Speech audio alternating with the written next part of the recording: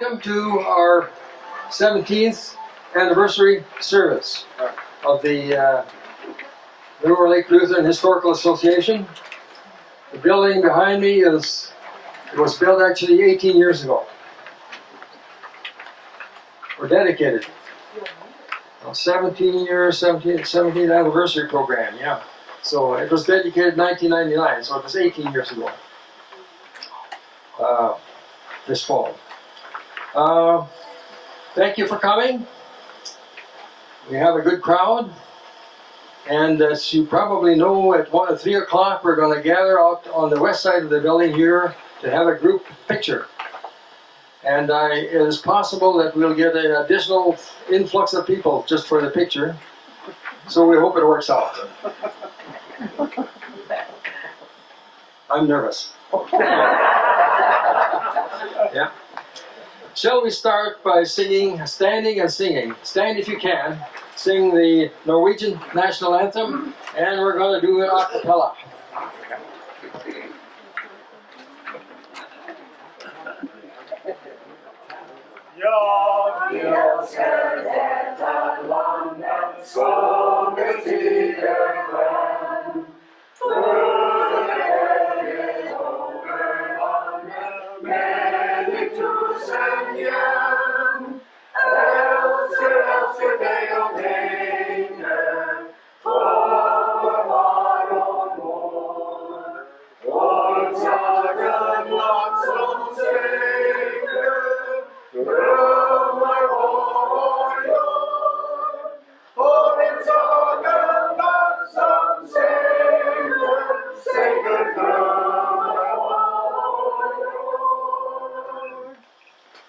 Then we'll go right to the Star Spangled Banner, the U.S. national anthem, and the flags are one on this side of the building.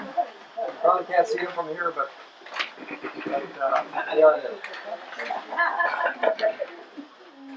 Oh, say can you see by the dawn's early light what so proudly we hailed at the twilight's last gleaming, whose bright stripes and bright stars through the perilous fight o'er the ramparts we watched were so gallantly streaming, and the rocket's red glare, the bombs bursting in air, gave proof through the night that our flag was still there. Oh, say does that star-spangled banner yet wave o'er the land of the free and the home of the brave? Thank you. Thank you, Jane, for leading us. Then you may be seated.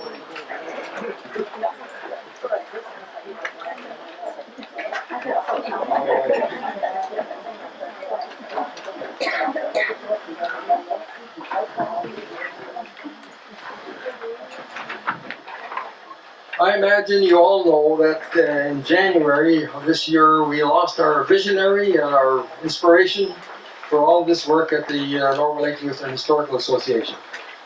And we want to start this afternoon with a brief eulogy to Joel. And I'm going to ask John Hansen, who wrote that eulogy, to come forward and read it.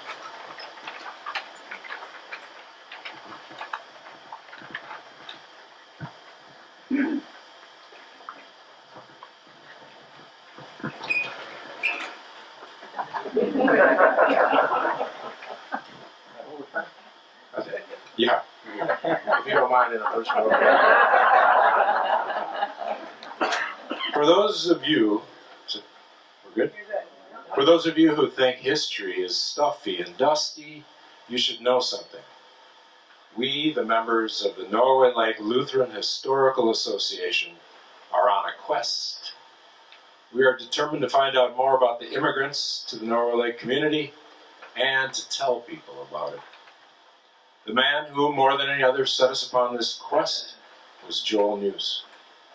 Joel grew up in a community that even after cars and computers he called the Norway Lake Settlement. It was as if history were still in the world. Joel worked to make it so.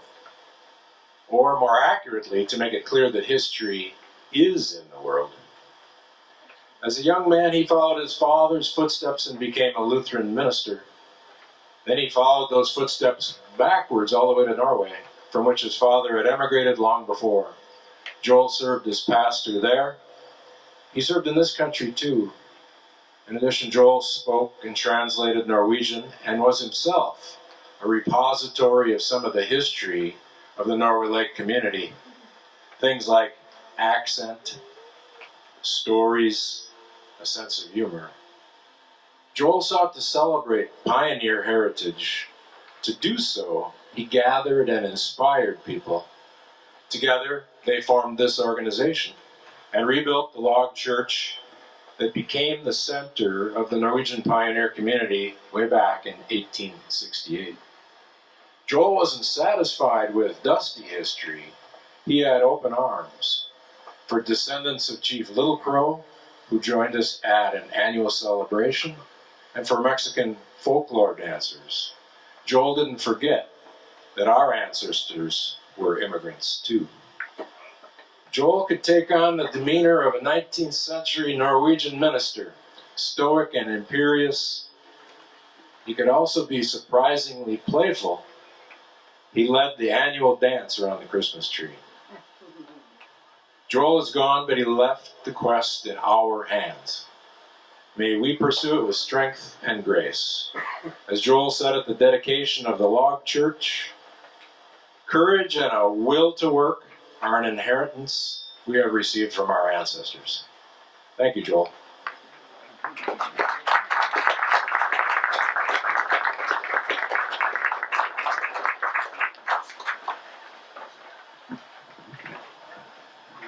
Thank you, John, for sharing that eulogy.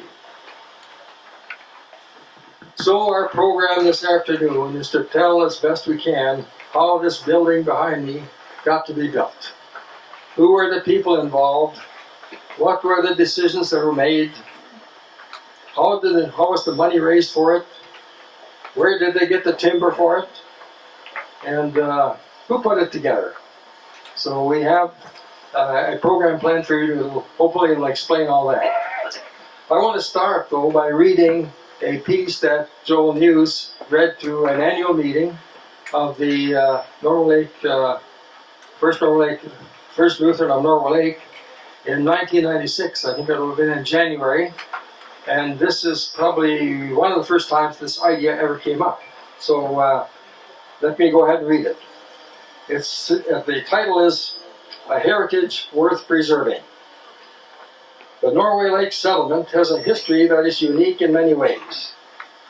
Not only was it settled by people of predominantly Norwegian ancestry and Lutheran faith, but it was far enough from the larger towns to preserve its own rural culture and rural values for over 100 years.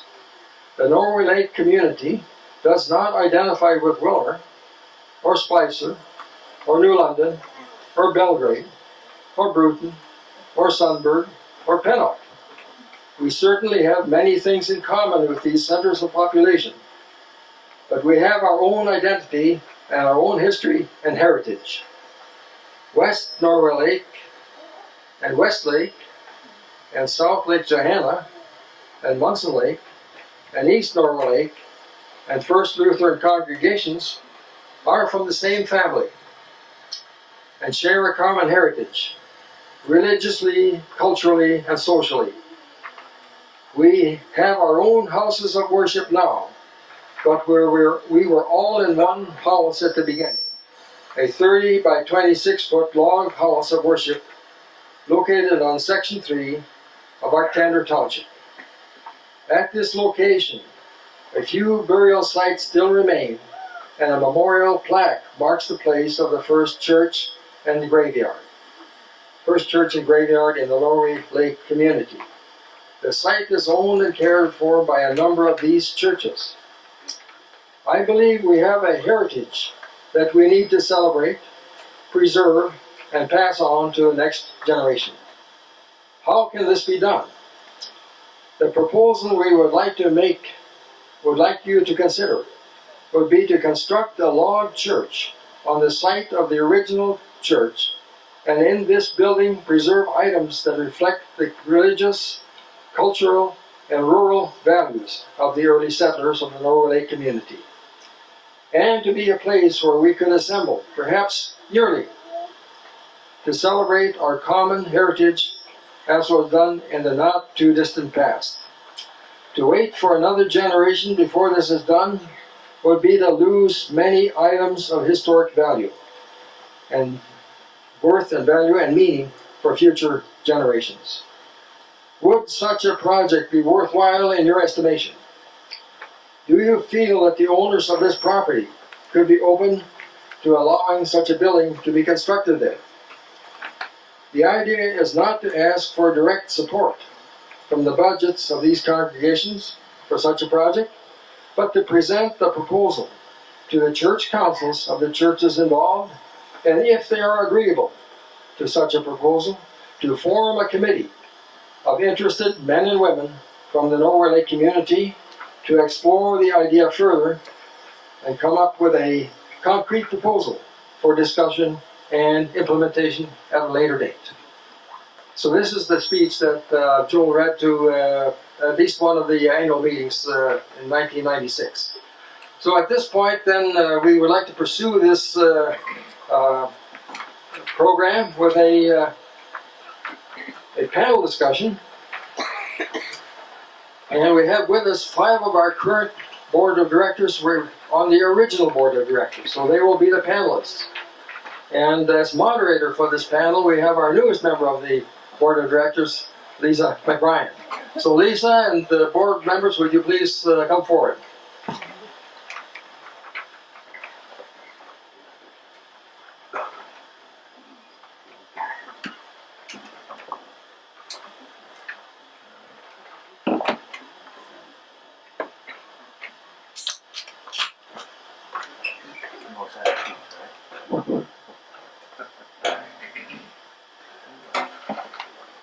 Wired mic works. Can I hide behind you? Guess not. Oh. Oh, no, very good, sure. Here, I don't need a chair. Here's Okay. Come on, guys. I'll take the hard chair. Tighten it up a little bit. Tighten it up. Tighten it up. Tighten it up this way, to your right, so there's room for one more chair. Oh. Like herding cats. I'm sinking. No. You were sinking. I was. And I'm gonna have to stand too. I knew this plot. I go below the table, holler. Let's just wave. Do you have a mic? We got a hand down, huh? Testing. Nope. You gotta turn it on, Bob. Oh. You gotta turn it on. Aim tool, If you turn it on, you get a little blink of red there. Okay, that's battery is power. Yeah? No blink of red? There. Just blink a Oh, little yeah. bit. Oh, okay. Are you guys ready? Mic test for You want to test them? They did. Hello. Hello. Okay. Very good. Hello. All right. As Earl said, my name is Lisa McBrien, and I am the newest member of this board of directors. So today what we're going to do is take you down a trip down memory lane with these 5 board members, all who have been on the board since the very beginning. Since January, I've listened to many examples of stories that go back to the early days of building this log church. As we began planning for this anniversary celebration, it became obvious this year would be a very appropriate time to go back to 1996 and relive the story of the making of the log church, beginning from the very first meetings of the board of directors. With the passing of founding father Joel News in January of this year, We also wanted to pay tribute to Joel. His vision for this. Too close together. Gotta have them on. Shut them off in this thing. Shut them off. Yeah. Good idea. Sorry about that. Right again. So we also wanted to pay tribute to Joel, his vision for this project, and the leadership he provided to make it happen. But I also wanted to take this opportunity for a brief commercial message. My motivation to become part of this board came because of my dad, Charles Shuck, who sits before us as an original board member. Watching him and the passion he has for this church and everything it means sparked my desire to do something to make sure the heritage of all of this lives on. The truth is, these board members aren't getting any younger.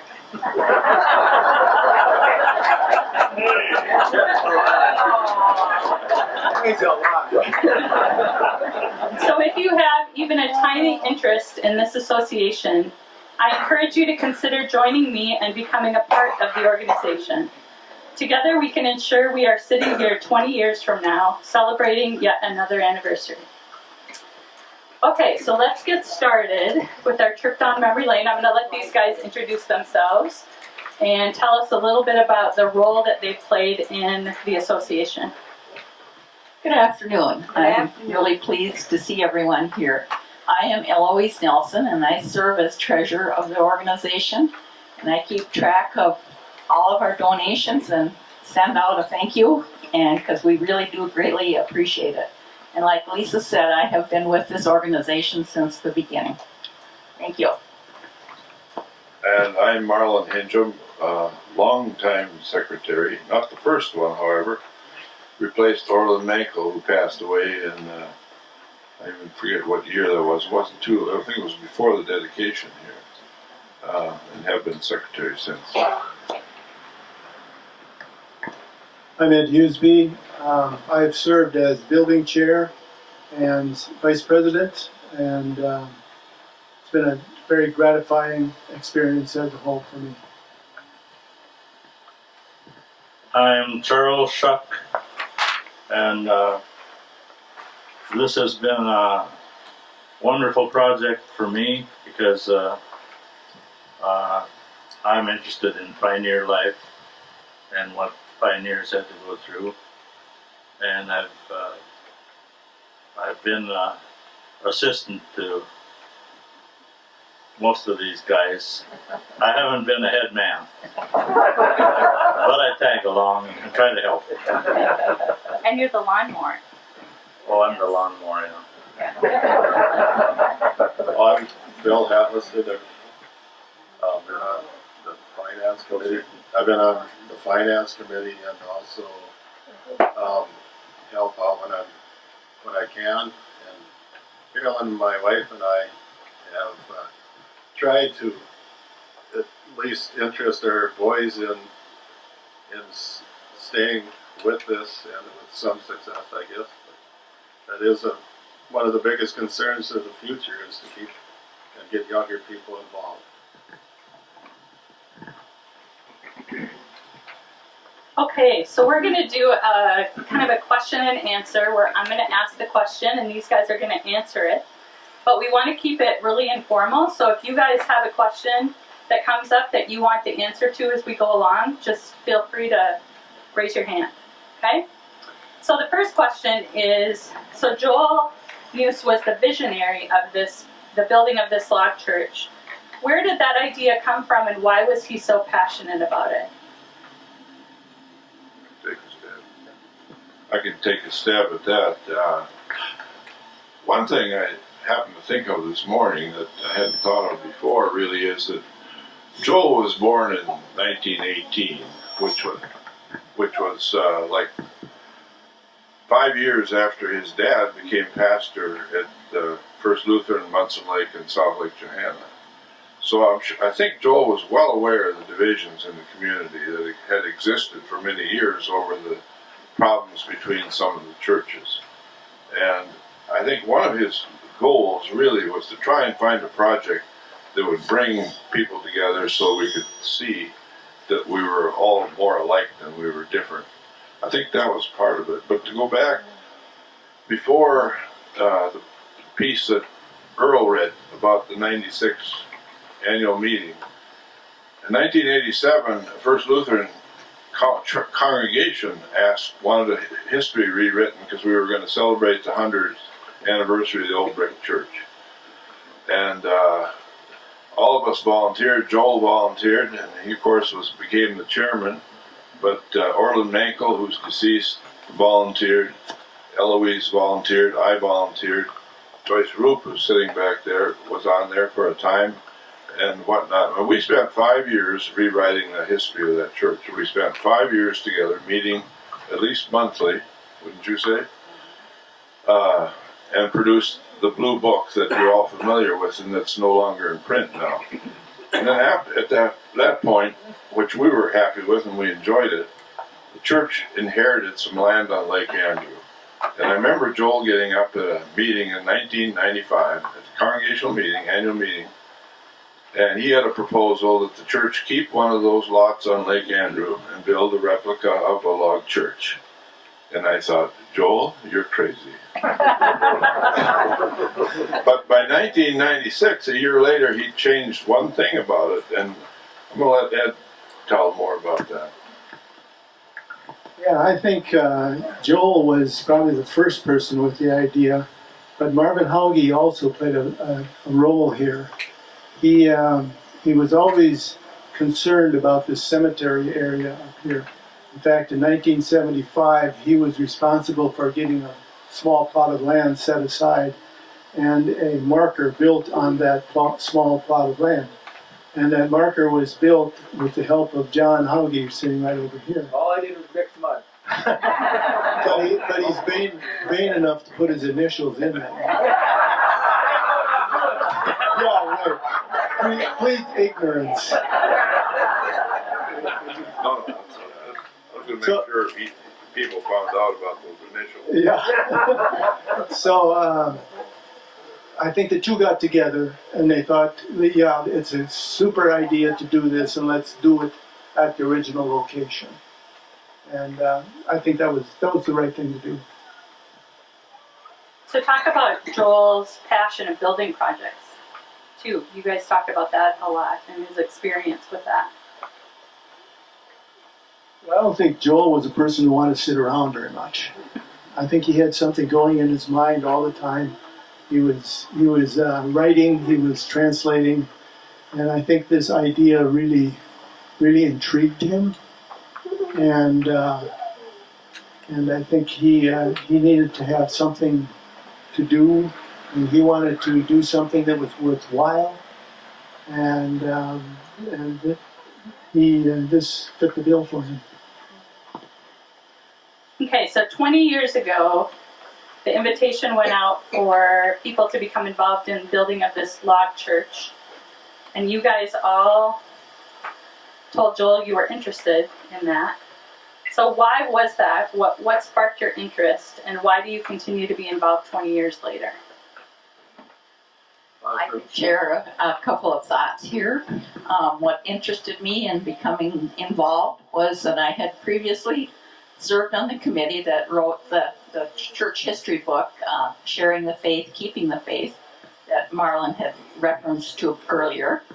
And this, of course, was under the leadership of Joel Lewis. And this inspired my curiosity and interest to learn as much as I could about the early pioneers who settled and developed the Norway Lake community, which included my husband's ancestors and family members. I, of course, did not grow up in this community, but have been welcomed by everyone here for many, many years, and history just has a special place in my life, and that's what inspired me.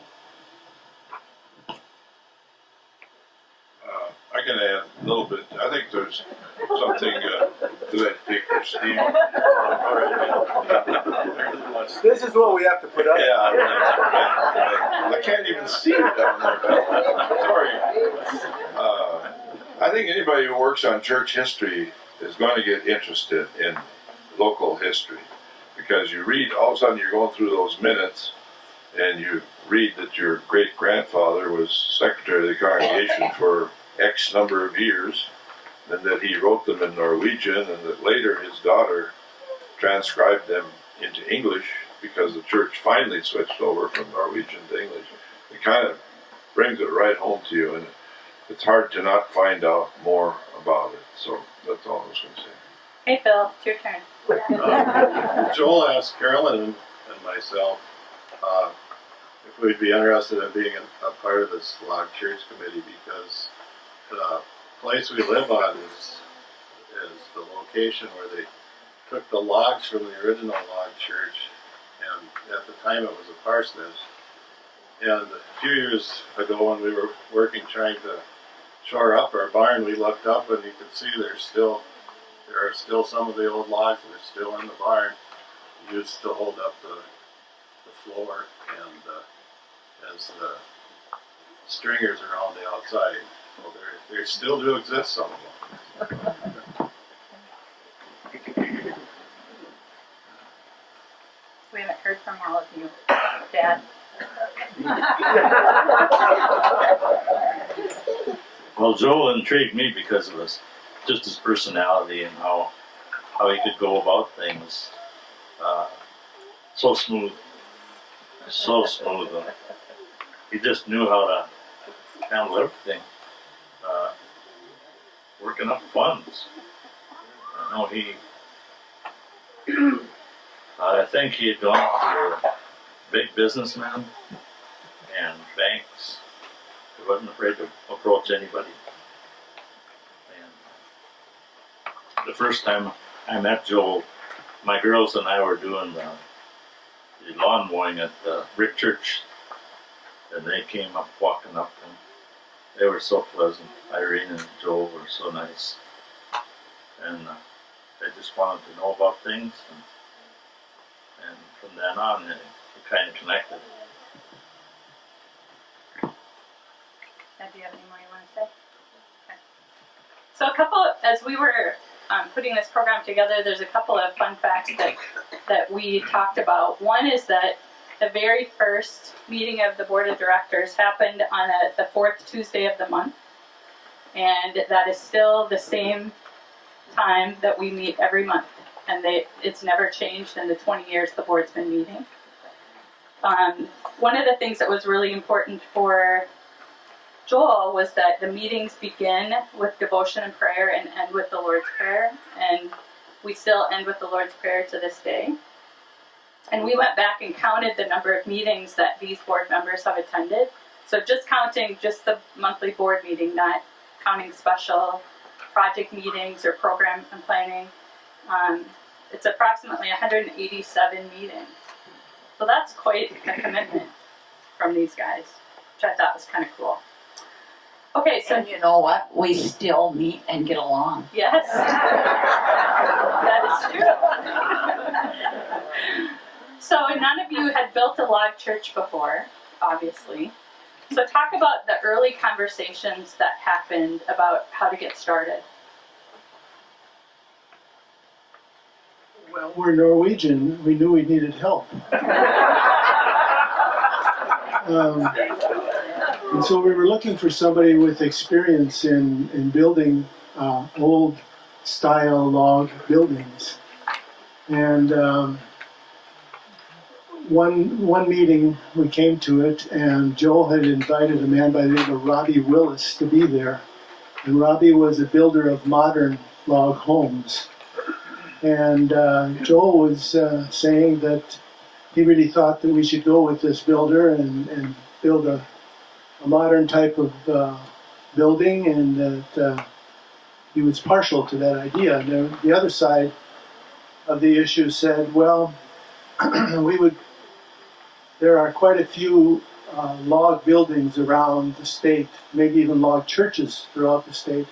But if we built a log church that used the old style of building, then we would have something unique. And I think it was that idea, and the fact that Robbie Willis was willing to help us do that. When we asked him, would you be interested in that? He said, yeah, sure, we can do that.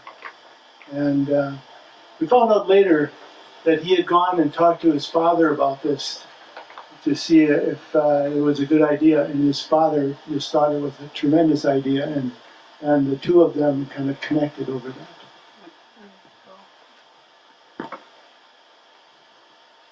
So a project like this obviously costs money. So where did the money come from?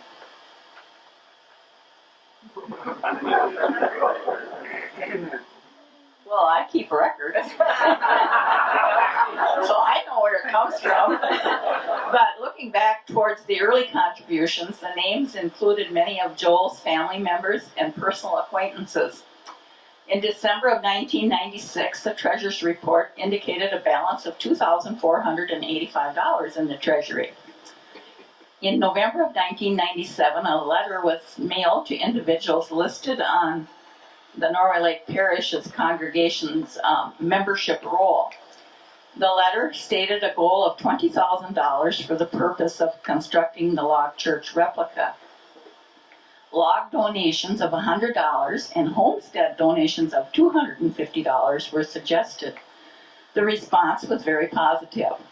Joel had connections and was not shy about asking for donations and contributions by his own personal contact. Matching funds from AAL, Lutheran Brotherhood, and later Thrivent, and anonymous personal donations were sought and obtained. The annual May 17th events were used as a fundraiser for the ongoing projects that Joel envisioned, such as building the log church, and then the interpretive center, a well project, baptismal walk, a Knutson cabin, and the perpetual fund. Also, hot dish donations were sought. We did get free hot dishes from some of the grocery stores, thanks to Joel's insight and Persuasiveness. yes. And then also with the ongoing generosity of so many individuals, businesses, and organizations, we continue to receive monetary donations that meet and exceed our operating and maintenance expenses. We also have a perpetual fund that has grown substantially over the past several years, and the earnings on this fund are used for current expenses. So we thank you all for all you contribute. Can I say something, Phil? No, I forgot what I was going to say.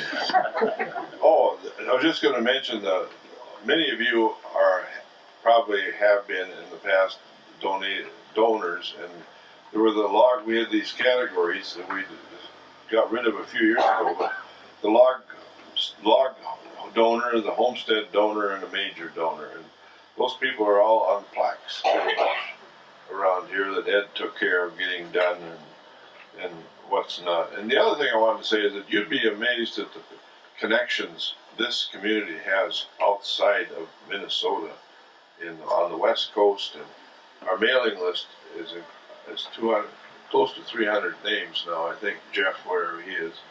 But a lot of those are from out of state, and they are very generous in supporting, even some that have never been here at any of our meetings.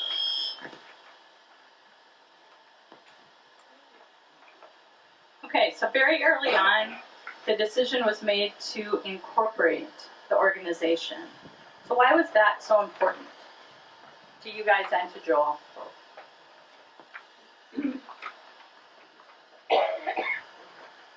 Well, I think we wanted to have an organization that would be a tax-deductible donation, and that was important, because if people want to donate money, they usually want to be able to deduct it from their taxes. So I think it also provided us a way of making decisions, because if you incorporate, you usually use some form of Robert's Rules of Order and the like to make a decision, and that's the way it was conducted. I think, Eloise said that we still get along, and I think that's true. We still get along, and that's unusual. We're just better than everybody else.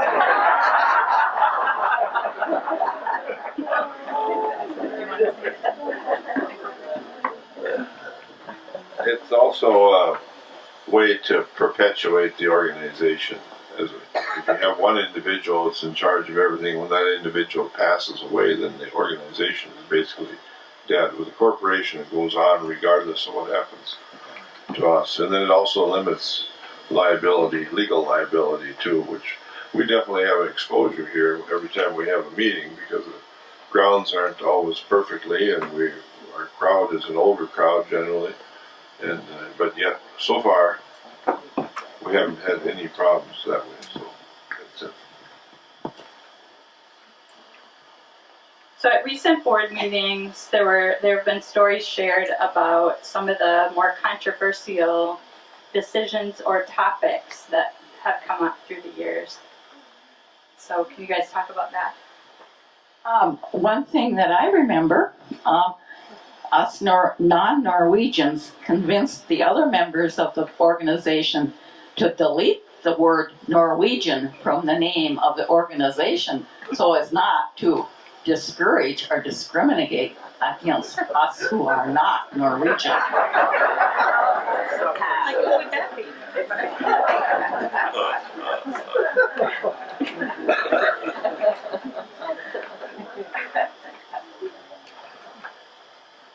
Controversies in. Or something. Yeah, there were some, they aren't real big things. The configuration of the building was one. Which way does the building point? Where is the front door going to, the door going to be for the building? And some people wanted to have it on the north side or the west side. Other people said pioneers never put doors on the west side or north side because that's prevailing wind. And so that idea won out, and you can see that we're facing towards the south. Whether we should have a replica or a modern building, that was another one. And the idea there, I think I explained that before. I think that's about all I can come up with for now. How about the painting in the back? Oh yeah, that had been a controversy before we took it up. The painting is from East Norway Lake, and that painting was put in the altar very, very long time ago. It might have even been the first altar they had. I don't know, somebody here probably knows. But some people did not like the painting because it has Christ on the cross, and that supposedly is Catholic. Other people said it's very, very beautiful. Look at his face. Look at the pain that he's suffering, and they liked it very much. And in the early '60s, then East Norway Lake decided to redo their altar. The painting was taken down, and they put it in the basement in an area where the electrical generator was at one time. Many years later, one of our pastors found it there. He asked the council if he could have it. They gave it to him. He took it to the Twin Cities to have it redone and restored, but it cost $3,700, and nobody had the money to do it. But Marvin Hauge, again, I think was the man who really liked that painting. Is that right, John? I don't recall that. That's what I heard. Maybe Eunice knows. But we decided to have, the guy in the Twin Cities said they could stabilize it for about $1,700. So again, Joel, who's very good at raising funds, we raised the funds, $1,700, and then they got it stabilized, and then we put it in the church. But it needs to be redone. Yeah, it's not a great place for a painting because it gets cold. Yeah. I just want to add too that Ed Huseby was the original that's on our board. I mean, there were issues that came up. I think Joel, because of his age maybe, was anxious. I think felt the pressure to get her done. And so he was talking about manufactured logs and so forth at one time. And Ed kind of stuck to his guns about that and some other issues. And I think the net result, Joel would agree too, was better in the long run. Ed just spends a lot of time at night worrying about the building. let me also read something, and then it gives me a chance to plug this book that Marv Hauge wrote. There's some of them in the historical, or in the building over here. Marv Hauge wrote this, and here's what he writes about Joel, which is pretty good. His decisions and effort, never rash, were slowly, deliberate, and thorough. With a totally Norwegian nationality, he was a logical choice, and that was satisfactory to him. He had continued his able leadership, and due to his qualified prestige, he was, unrequested by him, willingly granted the power to endorse or veto virtually most or all suggestions or opinions of other board members, which he used with fitting tact.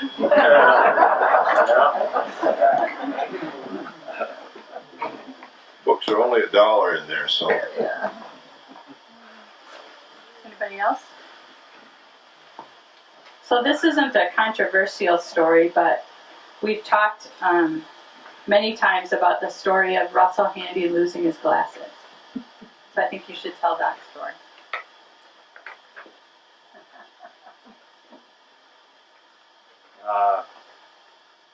I can try. The day that we cut down the big trees over at Larson's Woods, guys were in the woods. One guy particularly cutting them down. He was an expert logger. And then Ed was in there with his tractor and dragging the trees out. Well, these trees were huge trees, probably didn't have any branches for like 30 feet because they hadn't gotten sun. But that's what really made our building here so unique. We don't have a lot of nuts.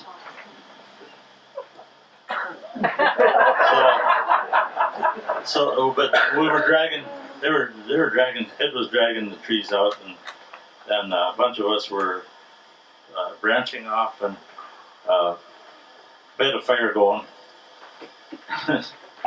And Russell Handy was one of the guys branching, throwing them stuff in the fire. And at the end of the day, he discovered he didn't have his glasses on. I said, I suppose a tree branch caught my glasses and they're in the fire. He laughed about it. So as I've listened to the story of the building process, it seems God continually blessed this project by providing what was needed from people to supplies. So talk about some of those ongoing blessings. I'd just like to mention a real blessing to this organization and the grounds around here is Marcia's Memorial Garden over there. If you'll notice, it's just a work of nature. It's just nothing is weeded or no fertilizer or anything on that. It's just a natural garden, and it was done in memory of Marcia Hansen, who had that vision to have that on the location here. So we can thank Marcia for her idea, and it continues to grow and blossom, and you see different things depending on the season. But thanks to Marcia. Well, things just seem to fall in place. We just happened to go and talk to Roger Larson about having some trees donated from their farm, and he was very, very willing. He just simply said yes. There was no hesitation. When Robbie Willis came and he was asked about building the old style, he was enthused about it. Everything seemed to fall into place. The money came in. I guess we kind of thought about the idea of predestination at one time, but we thought maybe serendipity would be better, given this area's history.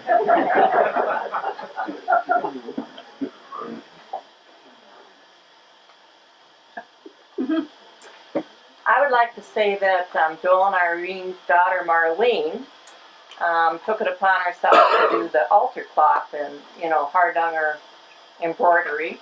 And so as a gift, so if anybody hasn't taken a look at that, that's pretty fun. And of course his grandson Mike did the chalice and the communion ware. Yeah, the Yes. communion ware. So Joel got, like you say, everybody involved. And another news also built an example of what am I trying to say? Stav Church Oh. in there. I don't remember who. It's probably recorded in there. Yeah, I think that was on Mom's side.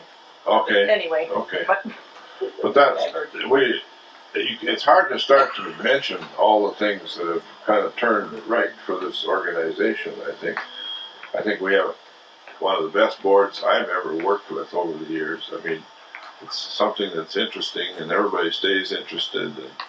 And like they said before, we get along. But there's so many things. I don't know if you were asking about gifts. Yeah. Some of the organ in there was from the First Lutheran Church.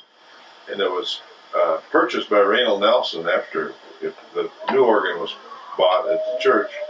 And Charlotte had it in her house and donated that to us.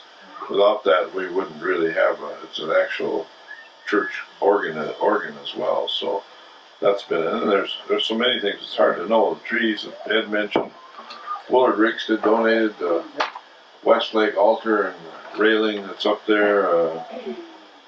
Wendell, awesome. Wendell, how can we not talk about Wendell? Yeah. He did so much, and the pews and the benches were built by Wendell, and the Kuba stool in there was built by Wendell, and some tools in there were built by Wendell. Real dedicated. I can't help but mention, I know Linda's here someplace, but something that she said the other day about her dad, Russell, working for it. And Beatrice had said that one of the best things that happened to Russell these last years was to get involved with the Log Church project. Retired farmer who kind of lost a lot of the things that he normally would do as part of running the farm. And all of a sudden, he had a project. And he was up and at 'em early every morning, and he was up here all at the same time. At So, the age of how? oh We had golly, a birthday party up here. he was born in his 80th birthday when they were building the church. So. He was right along. He was right along with anything we needed help with. Even after you lost the glasses. Yeah. That didn't So matter. if you get a chance to volunteer, don't turn it down because it might be something that really turns you on.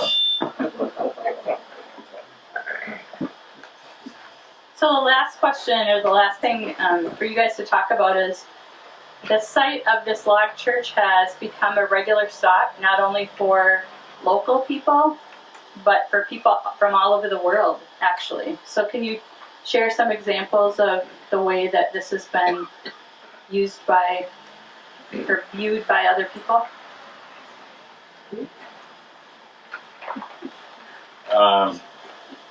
Yeah, one Saturday this summer I was trimming around here getting ready for the Saturday evening Vesper service, and this Jeep, fancy little Jeep, drove up, and he had his camera with, and he took pictures, and pretty soon he was right by me and asking me what this was all about. And well, I told him, I said, just a bunch of Norwegians here in one suite.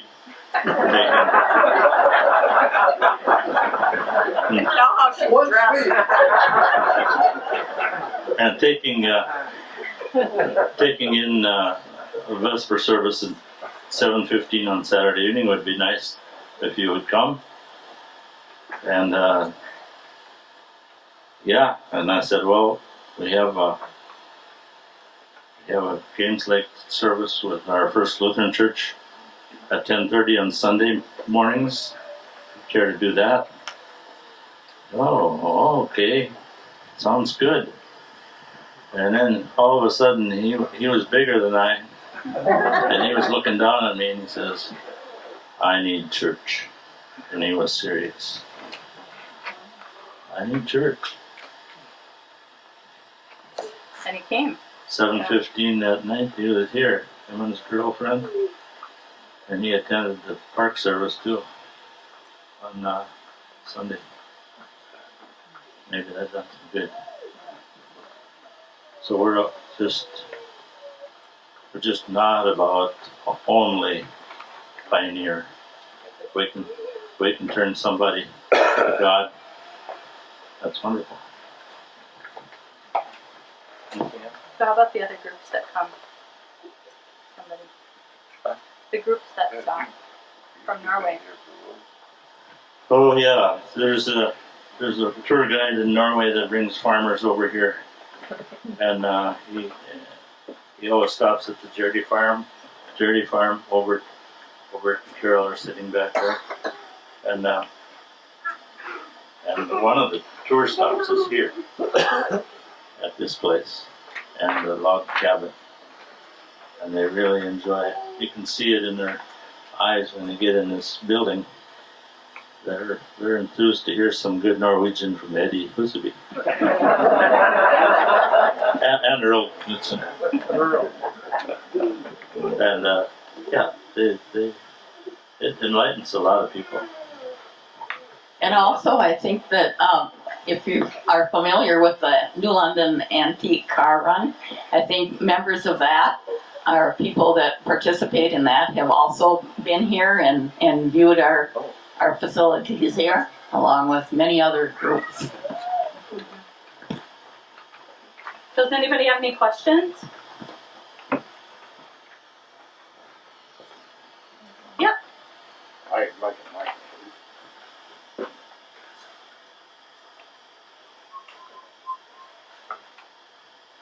Is it on? Is it on? Oh, yep. No. No, it is. Yes. I'm Dale Peterson. I was one of the charter board members here, and I just wanted to add a little bit to what Marlon was saying about Joel News's ability to raise funds. It was back in 1995 or 96.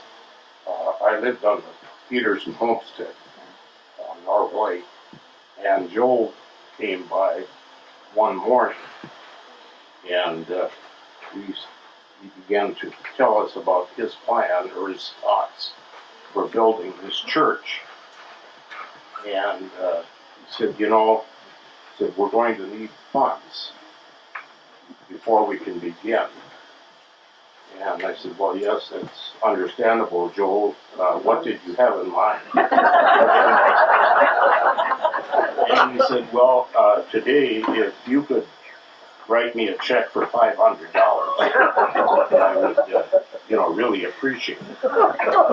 And so you mentioned his ability to raise money. I never met a man quite like Joel.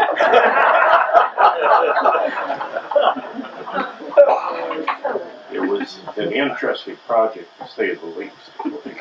And then every time I go into the building next door, the log building, it brings back memories, because that was our grain. We stored grain in that building on the Peterson homestead, and then it was moved over here. And we always played up in the upper rafters, and in the upper rafters that building was built by my great grandfather, Nils Peterson, on the Peterson farm. And we would play in the oats, and climb up into the rafters.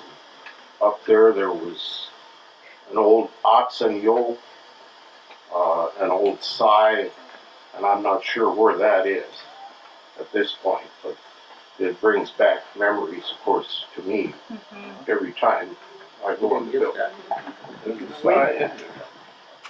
I don't know where your side has gone to. I didn't see that. There you go.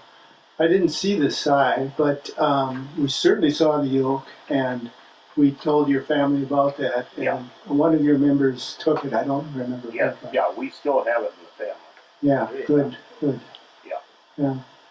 And we could see that some people had been playing house in there because there was color crayon all over the walls. Was that you, Dale? Or? There wasn't any foul words, was there? No, there wasn't.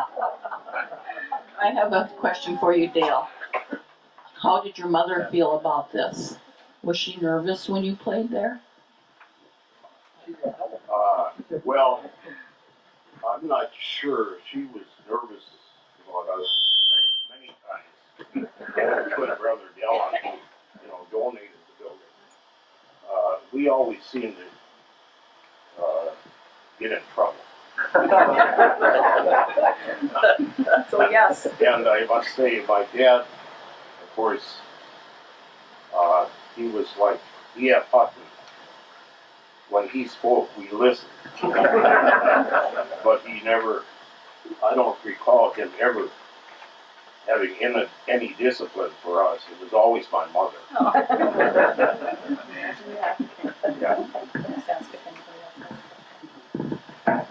Just one thing too about those major donors and whatnot. There are others too. Here's one sitting next to me right here who donated the land we're sitting on. And his sister, Jane, donated where the Knudsen cabin sits today. So, without some of those kinds of things, we wouldn't exist, I'm afraid.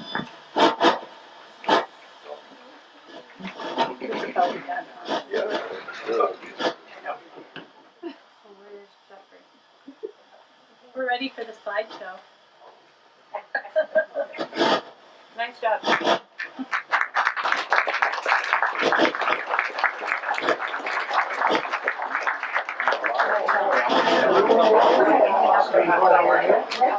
We're passing the offering around, so in tradition of Joel News, put $500 in would be fine. Testing 1, 2, 3. Is that working right now? Can you all hear that? Yeah. Here you go, Ed. Treat it with respect. Thank you. Coming around one more time. I'm going to apologize in the very beginning here because Somebody hit somebody. Takes a you while. look up above my head here, you'll see the shining coming off the top. That is what we want you to see. Can you see it at all? I don't know how many.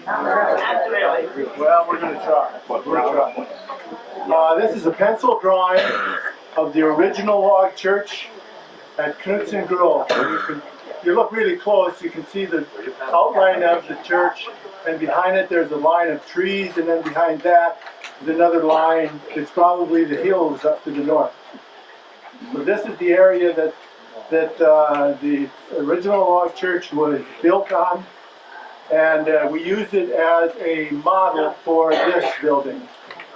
You can see that there are windows, 6 windows on the side, half window up in the gable, and the door facing out to the south.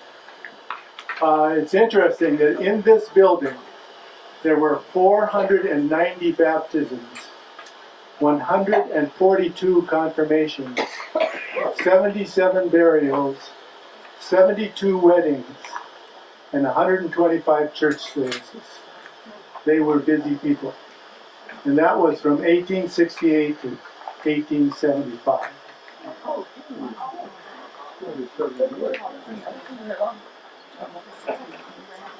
Okay, Jeffrey.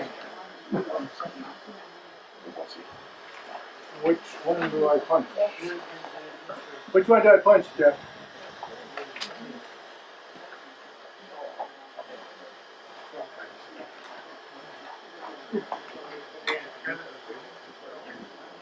Okay, this is the first organized work day, and this is on the banks of Lake Mary on the Larson farm. And boy, oh boy, you can't see the people at all. No. You move it more. Up higher too. Move it back. I think you go higher, might be better. How about that wall? I can't move the darn thing. Is the sun hitting it? That's why it's that way. Oh, that's right. Good job. Now we can turn our chairs around. Now you can turn the chairs around. Do you need a table?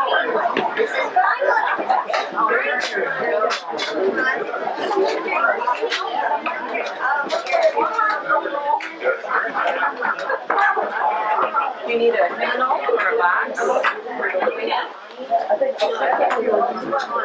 Well, it's better, but not perfect. Better, not perfect.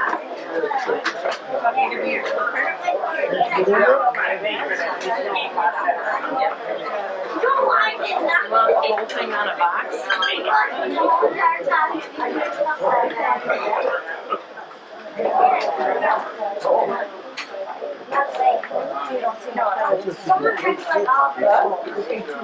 Okay, prior to this time, we have gone out into the grove, the community here, and we had marked trees that we wanted to use, that we thought were able to use in the building of the log church.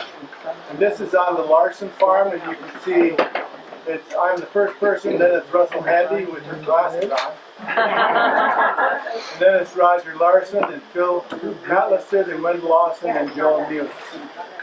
And we are going through that process that Charlie talked about, sawing down the trees and pulling them out and de-limbing the trees and piling them up to be all the way. Okay. The gentleman who's using the chainsaw, if you can see it, his name is Rob Benson. And he was he was a feed salesperson for the Larsons. They had a tree that needed to be taken down in their yard and had to be done very accurately. And he grew up in northern Minnesota. He's an experienced logger. He came and did that for them. And so they wanted him to be felling the trees for safety's sake. And I would come in with my old backhoe, and Mark Reese would throw a chain around the log and hook it up to my bucket on my backhoe, and I'd back out with it, and they'd de-limb it, and then burn up the limbs. Yes. And I mentioned that the logs were piled up to be transported. They were taken down to a place of business that was owned by Robbie Willis. Robbie Willis was the modern house builder, and over the winter, he sawed the sides of those logs, 60 logs. He sawed the sides off, and the way he did it was this: he poured a long, narrow strip of concrete that had tracks in it. Then he built a cart that would run on those tracks. He would then take a tree and set it on that slab of cement. He would block it up so it would run straight when he came in with his saw. And he would then adjust the saw to the right height, start the saw up, which was a Husqvarna, by the way. And then he pushed it all the way to one end, took that slab off, turned it around, readjusted his saw on the cart, and pushed it again all the way across. He did that for 60 different logs. 60. 30 of those logs came from the Larson farm, and then there were logs that also came from the Awesome farm and the Houston farm.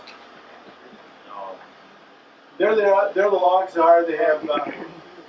One thing I should say is the logs were cut on two sides, but there was still more two sides with bark on it, and that picture was taken of the guys there using draw knives and taking the bark off. So in this picture, all the logs have their bark off and they're ready to be built. You know, when we build a modern building these days, we first make a drawing of it, decide what we want to have, the size of it and the like, and then we go to the lumberyard and buy the materials. Well, we couldn't do that.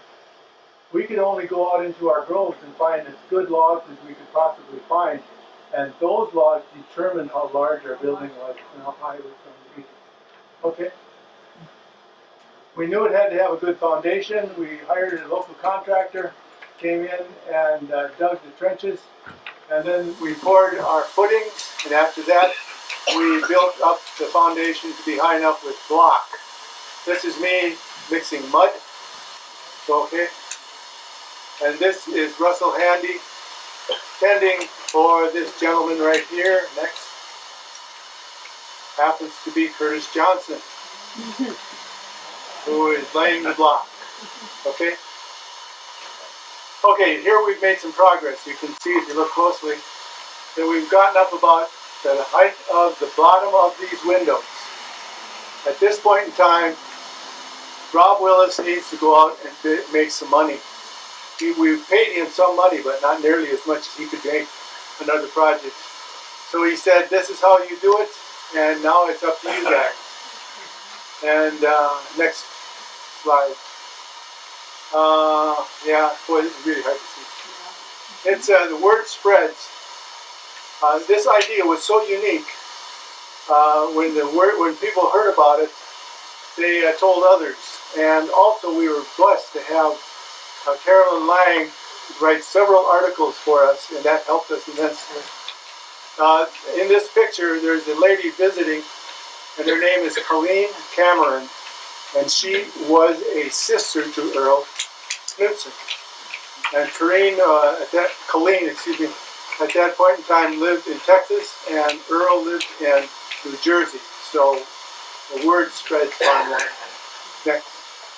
Okay, now you can see in the background, you see those walls? We have actually gotten it all the way up there. Norwegians can learn eventually. And in the foreground are the rafters. Our rafters and the roof, it's made of ash. And these are 3x5 rafters and 3x5 beams for the roof. We built all of those rafters in one day. Wow. Okay. Here, Candy Roofing with Joe Hampstead donated the use of a crane. He placed that crane in between the 2 points that he has to move, and you can see there that they are lifting the last rafter. And Myron Hauge is there. He has already hooked up the cable to the peak of that rafter, and then he is hanging onto a rope, so he'll guide it over, and so it doesn't twist. Okay. And this is the last rafter just being in place. Notice on the left-hand side there is one person there. That's Robbie Willis. On the right-hand side there are two people there, Russell and Charlie. Okay. Okay.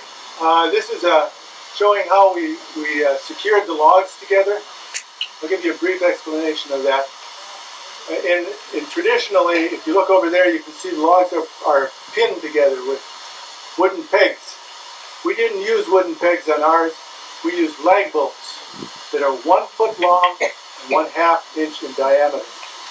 And so what we did was we took a bit that was over 1 1/4 inches and used that to go countersink that lag bolt. And we'd go into that top log maybe about 4 or 5 inches. Then we take a 5/8 inch bit and go down to the bottom of the top log. Then we take a 17th inch bit and go into the second log. Then we put our lag bolt in there and start turning it down, and we had to use a 3/4 inch drive ratchet to get it in. And just about every lag bolt was put in by Charlie and Russell. Next. Here we're putting on the roof, and I said before that we used ash. We had harvested a lot of ash logs, and they were turned into rafters and roof boards. We had one giant ash tree in our pasture on our farm. We cut that down, and we were going to haul it to Paynesville, to Shuck Sawmill, but when Robbie Willis came with his skid steer loader, he couldn't lift it. It was so big. He had to go home and get a bigger piece of equipment to come and lift it up. And that tree accounted for all of the rafters. Okay? Okay, I don't know if I can, oh yeah. Now the roof is done. Getting late in the year, if you look real closely on the left-hand side, there's a little patch of white. Yeah. That's snow. Oh, and the roof is ready for the hand split cedar shakes. Okay. And there it is, waiting for winter. Okay. Okay, now we're in the summer of 1999. It had been decided by the third week in August we were going to have our dedication and celebration right here. So in order to get that done, we had to make the windows, we had to do the chinking, and we had to build the floor. Okay? Oh, by the way, that was Mark Reese who is doing the chinking on the inside. When you chink, you have to do the inside and the back side and the outside. There are the field rock steps. They're still there. Same steps. Wendell's contribution. Wendell Lawson is the original ADHD person in Arkansas Township. Everything had to go fast for Wendell. And I told you that when we got up to the bottom of the windows here, that Rob Willis told us that you were going to have to take over. Well, that meant I was building chair. I had to figure it out. Well, it took me a while. Well, that was too long for Wendell Lawson. He couldn't handle that. He got in his pickup and took off. Didn't say anything. A few days later he came, and they came back with a bench. There it is. And he showed it off to us, pretty proud. We thought it was pretty nice. And so he again put it in his pickup and took off for home. And eventually he built all of those benches inside. Pretty darn proud. And we are too, actually. Okay? Okay, this is a pose for the people who are, a lot of the people who are primarily in the building and labor of that church. See if I can do this. Russell Handy, Charles Shuck, Joel News, Wendell Lawson, Curtis. Oh, it's me, that shortcut. Okay. And Rob Willis. Okay? Yeah, paying respects. Marvin Hauge had a soft spot in his heart for this area. I think we talked about before that he had purchased the land, a small plot of land to put up the marker. He also thought that we should have a flagpole and a flag. And so he talked to the New London Legion, and they provided it for us. And they are raising the flag here Saturday night of our first celebration. Yes. Well, it's a group effort, and that I think is very important. I think the ideas like this are unique and they're really important. But the hard part is to get the people to work together well enough to get it accomplished. And I think that's what happened here. We were a group and we did it as a group. And if you go into the church and you look at the plaques in there, on the right-hand side, on the largest plaque, I think it's the right-hand side anyway, there will be plates with names on them. And those are the names of the people who provided labor for the building. And I want to read them to you. Wendell Lawson, Rob Benson, Kevin Crowley, Harold Eckern, Roger Hagan, Joe Hampstead, Russell Handy, John Hauge, Myron Hauge, Phil Hauge, Phil Hattlestead, Dan Huseby, Ed Huseby, Conrad Huseby, Curtis Johnson, Howard Larson, Joel News, Mark Reese, Darren Ringness, Charles Shuck, Justin Simonson, Dave Strand, Hubert Thompson, Rob Willis, and then those are the people who worked on the church, and then the Norway Lake Parish Youth and their advisors. They were here to help lay the sod. Okay, what time is it? And the creek. Ooh, you know, right? Let's just leave it at this. Maybe I'll tell you one story. Rob Willis was an extraordinary man. He was a workaholic. He was a brute. He could work like he was strong as a bull. And he was a mechanical genius, really. Well, he came back and he was helping us building the gables. And it was a windy day. When you build a gable, you just lay the logs in, connect the logs together, but you don't cut the one slanted end all the time. You just make sure that that log is long enough to cover that later. And so he had put a guide 2x4 up and down the side of the gable, and he had his chainsaw up there with a mechanism to follow that 2x4, and he was pushing that saw all the way up, and the sawdust was blowing right on him, and in front of him it was jagged and ugly looking, and behind it was just nice and straight.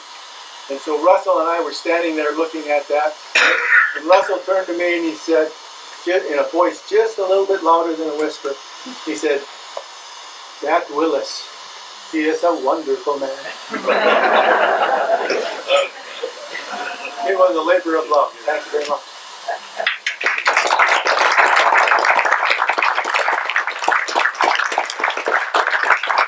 Any questions? Okay, thanks.